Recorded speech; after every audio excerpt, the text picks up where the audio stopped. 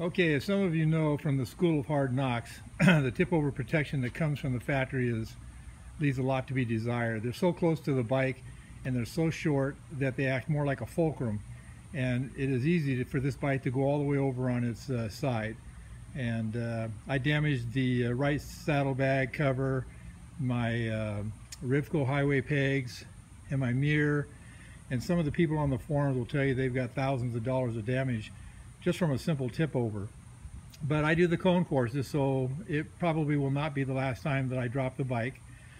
So my friend Jorge from Miami, Florida, came up with this method to try to prevent it. Now this is only sticking out 2.5 inches from the factory length, and then I had to cut the plastic cover to fit over it.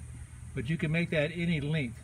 The reason I made it 2.5 and not farther is because on that rare occasion you're going through the twisties and you're really leaned over, I want my foot pegs to hit before the tip over protection does.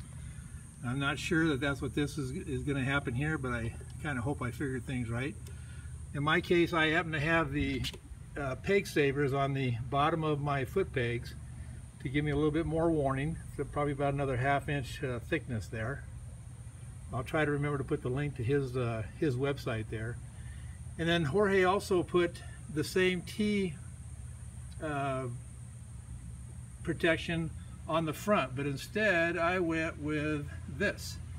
Now these are the rear crash bars off of what would fit a 2000 to 2013 Goldwing.